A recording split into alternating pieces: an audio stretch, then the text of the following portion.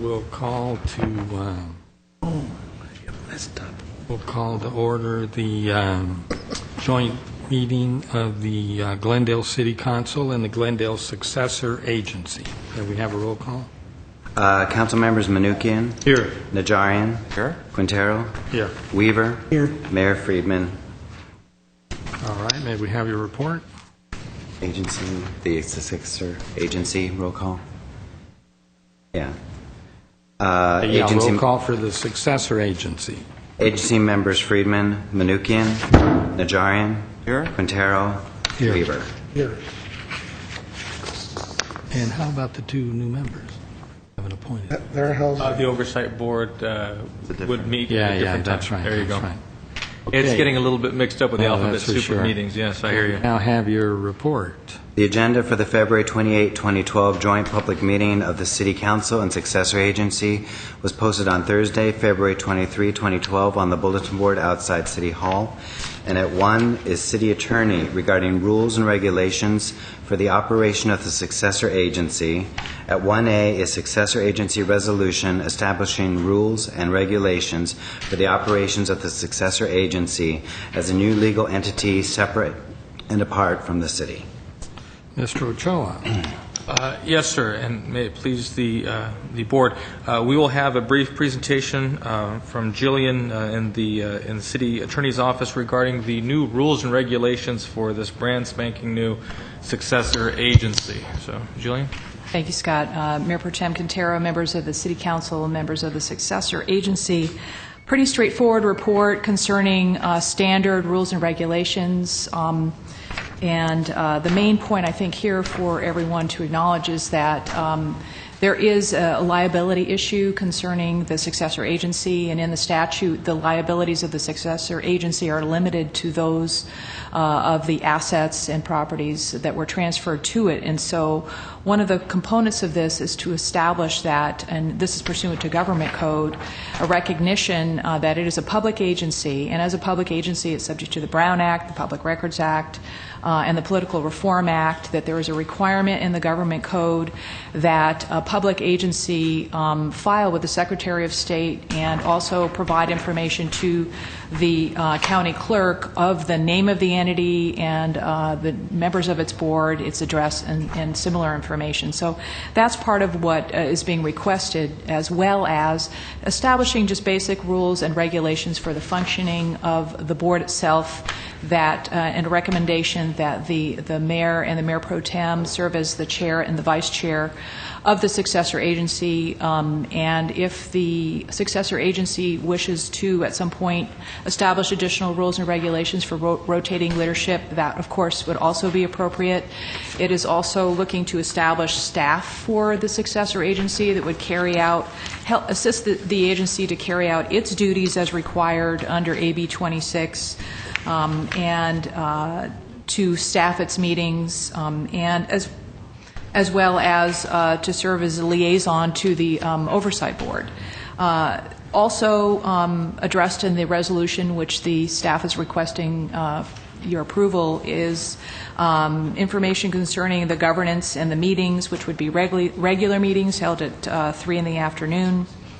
The powers and duties of the Successor Agency, an acknowledgement of those that are granted to it vis-a-vis AB 26, that its funds and obligations should be maintained separate from those of the city, in accounts that are established separately, transfers handled separately, and this is along the lines of ensuring that any liability that might arise is maintained separate from city assets, and that the Successor Agency also be required to defend, indemnify, and hold the city harmless in the event that there are any suits or other liabilities brought.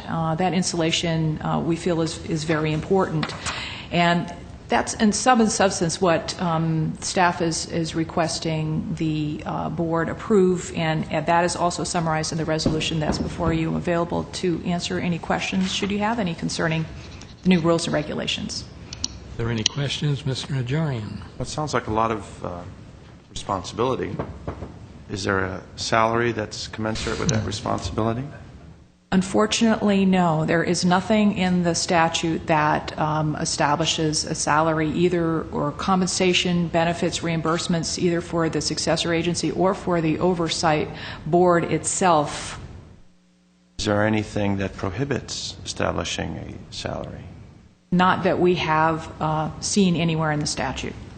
Oftentimes, silence in a statute can be interpreted as permitting such. A couple issues there, Councilmember Najarian. One is that any costs incurred by the successor agency in terms of salaries would be limited to the administrative budget that the successor agency is allocated. So any salaries would come out of that. The second issue I wanted to raise, though, is that there are now stricter limits on what councils can establish by way of compensation related to other agencies other than the city entity itself. So we'd have to look at that as well. It would probably be significantly limited to provide an additional stipend or salary for serving on the successor agency. As we utilize staff to conduct the duties, is staff also prohibited from receiving salary? No, but it is, as indicated by Mr. Garcia, our city attorney, there is a strict limitation on that in the statute for administrative cost allowance. And that would be, this year it's 5% of the total property tax that would be delivered to the city.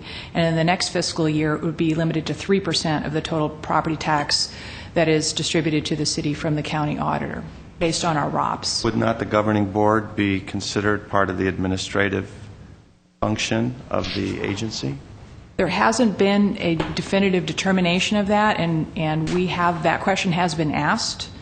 But right now, the administrative cost allowance appears to be limited to such things as insurance, rent, things of that nature, but it doesn't appear to be limited to those things. So we have been looking at that issue. We expected this question to be asked. We don't have a definitive opinion on it, and as city attorneys indicated, we're continuing to look at that in anticipation that we'd be asked this question and to determine how much and to what extent we could provide compensation to the members of the board as well as cover staff costs for the successor agency. My only point is that there's quite a few, later in the report, it lists quite a few number of properties and obligations that this board must oversee. This is a weekly meeting. It involves many times cutting areas in municipal and state finance and interpretation of laws and the propositions and the court rulings that were passed. We're obviously spending a lot of time doing this, and the entire statute and process leaves no compensation for that. Wasn't slavery outlawed in the 13th Amendment to the Constitution? Councilman Jerry, we'll take a What's look our at it. choice? I mean, seriously, if I choose not to be a member of the successor agency, what effect does that have?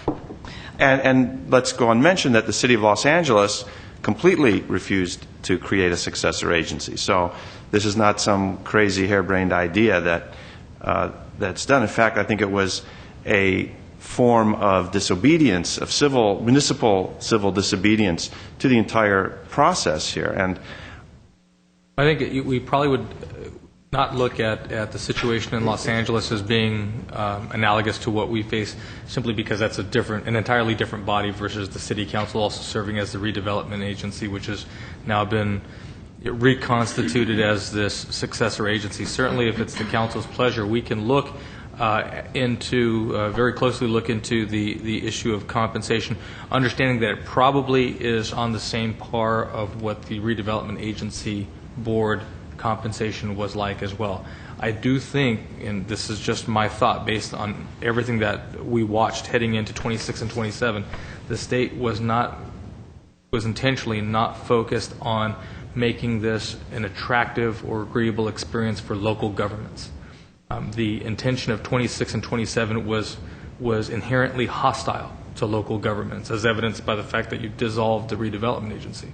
So the idea of them specifically calling out a compensation for such local governments really goes against what they had intended. In their view, I think quite clearly from what has been done, the idea is, we don't expect you to be paid. We do expect you to do it for free, which is an affront to the amount of time that local officials put into this matter. I can empathize considerably, but I think that the intention of the state was indeed hostile. Mr. Weaver? Would you also study what if the city receives no property tax? How does staff work then? How are they paid? You said it'd be taken from property tax received by the city. What if we get no property tax? Well, the property tax that we receive from the county's trust fund. No. And what if we don't get them? Well, we anticipate receiving it. So the way the legislative scheme was created is we're entitled to property tax for our debt that we have. So we're entitled to receive that on a semi-annual basis. But I think Mr. Weaver's point probably is best answered in the context of the second item on the agenda with respect to the recognized obligation payment schedule, as opposed to this rather perfunctory rules and requirements. But certainly we can tackle that particular item as it comes up, because that is a very real threat to us at this point in time. Am I correct in assuming that the 5% and then 3%, and then that is the end of it, correct? And then it sunsets and... It's 3% for as long as the successor agency has affairs to wind down. So as long as the successor agency is active and operating, successor agency would be entitled to that 3% administrative cost. Do we have any, and that might be to the second item, but do we have any ballpark figure as to what those numbers might be 3 years from now, 2 years from now? It is probably a question better left to staff during the second item. Yeah, that's what I thought. Mr.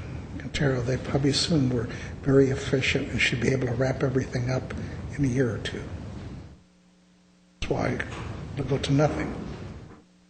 It's a presumption on their point. Understanding, and to Mr. Najarian's point, one of the number of pieces of legislation that are working through the legislature right now would have successor agencies and the staff to successor agencies prepare long-term asset management plans for those real estate assets that would need to be liquidated over a period of time at their highest and best value. What we would come to term the Alex Theater plan. If nobody, I think, in their right mind is in favor of fire sailing the Alex or other similar types of landmark pieces of real estate for any redevelopment agency, I think the number is 1156 is the Senate bill that would keep agencies alive as long as it takes, or the successor agencies alive as long as it takes to dispose of those assets in a much more agreeable, less fire sale-ish, if that's a word, term, way. But for the honor of staying alive long enough to do the right thing by these real estate assets, they want a newly formed body to develop and approve and maintain an asset management plan, all in the context of this through the looking glass environment. I was just being a little facetious.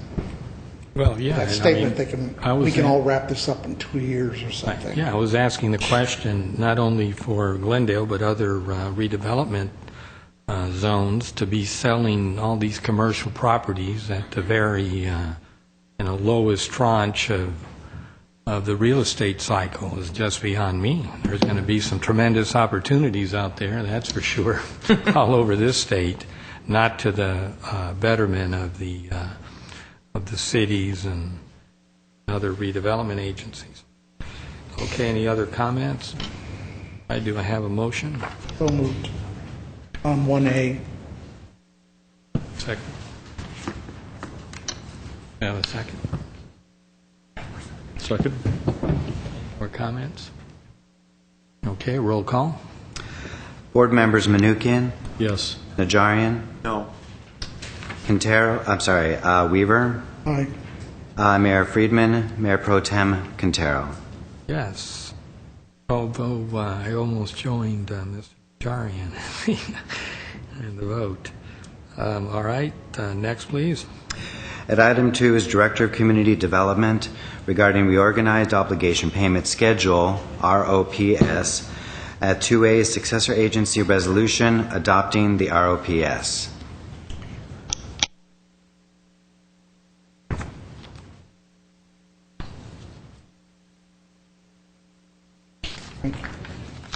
Go ahead, sir. And just by way of introduction for Mr. Lanzafame, what you have before you is yet another acronym, alphabet soup, the ROPS, the Recognized Obligation Payment Schedule. And what this is, if you may recall from our previous discussions, first there was the EOPS, which was everything under the sun that we had put on a form to show the state what we had to pay, what the obligations of the redevelopment agency are or would be if it was dissolved. And now we are getting down to a point where we're distilling down to the real cost factors or cost centers of the former redevelopment agency. Thus, there are 3 schedules before you in your packet, the first one being the ROPS for the central project area that has the greatest amount of money on it for this term between today and December 2012. In that first schedule, and Mr. Lanzafame will answer any questions that you might have regarding the detail on the ROPS. That contains our debt service. It has some of the professional contracts and some of the projects that we are working on or had been working on. And the total of that is $24.3 million. The second schedule that you have is for the San Fernando project area. That's about $9.5 million.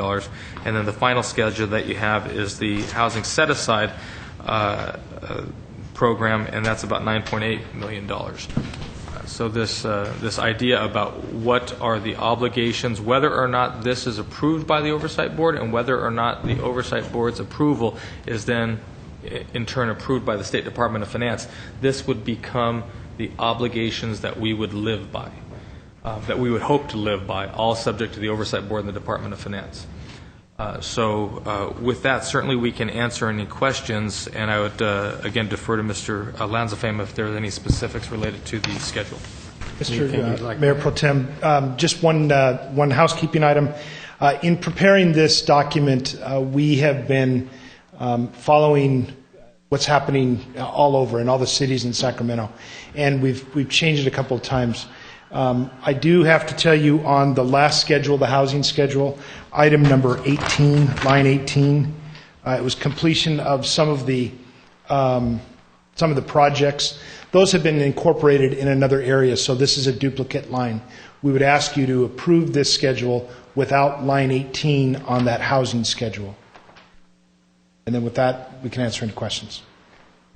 Mr. Najarian. So, Phil, is it our objective then to throw in as many possible obligations that we can, hoping that it is approved and we're able then to fund these obligations through whatever funding the state permits? Every project that we think we have a position, an argument, if you will, to include, we have included on this.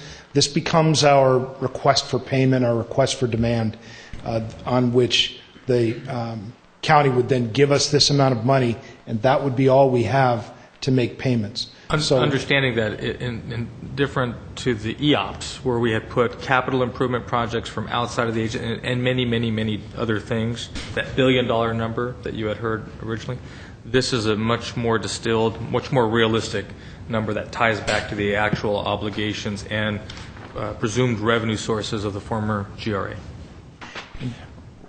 If we use the assumption that we have a malevolent state and we realize that we've omitted something, let's presume that we don't have a chance to amend this ROPS. Have we gone through it very carefully? And I mean, I'm looking at these, and to be quite honest with you, I say, that rings a bell, and I'm familiar with that, but there's many that I'm not familiar with. And have we gone very carefully to make sure we haven't omitted any items? yes, Mr. Najarian, Mr. Ochoa has asked me that question. I have asked my staff that question. The answer is yes, and I have gone over this as well as my staff. We've reviewed it with the city manager's office. Well, how about the director of finance? We've reviewed the director of finance. Right. We meet on a weekly basis to review these, so the director of finance is aware of it as well. We do believe that the statute allows us, we'll do this every 6 months. We have to do this every 6 months. If we miss something, we may have to float, and then it would go on to the next schedule. That's why what was called enforced obligation payment schedule, the EOPS, was so thorough. It was everything we could possibly think of, because each one of these sets a benchmark for us. Put in layman's terms, this real estate or stocks becomes our basis, right? This is it. This is the... Yes, sir. Okay, any other comments or questions? Move 2A. Mr. Cho, go ahead. Just something that Mr. Weaver had brought up, and just for the edification of the council and anyone in the audience, what we are understanding from the Auditor Controller's Office in counties up and down the state is that at the behest of the State Department of Finance, there is a move afoot to not make property tax disbursements to local governments this spring. And there are a couple different ways to read it, whether or not the state is rapidly running out of cash or the state is trying to preserve for itself the maximum bargaining leverage possible, as you are seeing still more bills get introduced in Sacramento to mitigate or even undo what AB 26 has done. And so as we have indicated to council members, we are watching that situation. That is hugely problematic. There will be a number of cities that are not nearly as well capitalized as Glendale who will find it difficult to live through that if that does come to pass. But rest assured that at least on a weekly basis, we will be providing you that update as to what exactly the intentions of the state vis-a-vis the counties truly are. And if the governor's, I read the paper today, what they're saying, the governor's budget is about $2 or $3 billion. $6 billion soft on revenues. Yeah, so it's going to be even worse for the governor to present a balanced budget. It'll be balanced on our hides. Okay, I have a motion. Do I have a second? I'll second it with that amendment. Taken out line 18, is it? Yes, sir. Which is a duplication. Roll call. Board members Manukian, Yes. Najarian, Yes. Weaver, Aye. Chair Friedman, Vice Chair Quintero. Yes. What's next? Adjournment. Will we adjourn for the city council? We are adjourned for the city Move to council. adjourn for the successor agency. Second. We are adjourned for the successor agent. Now we recess. We have closed session for council. Hey, can you read... Oh, yeah, I'm sorry.